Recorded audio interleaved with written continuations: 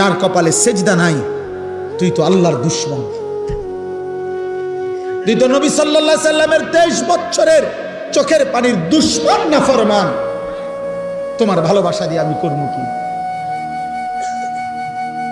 তোমার ভালোবাসা দিয়ে আমি করব কি? আমি তো বুটে খারাইছি না। তোমার মহব্বত দিয়ে আমি করবোটা কি? তুমি আমার মহব্বত দিয়ে করবা কি? তুমি তোমার মতো, আমি আমার মতো। তাহলে আমার ভালোবাসা দিয়ে তুমি করবা কি? তোমার ভালোবাসা দিয়ে আমি করব কি? বলো না বাপ, ইনসাফ করো। হয় তুমি আমার দিকে আসো, নয় আমারে তোমার দিকে নাও, তাইলে না ভালোবাসা হবে।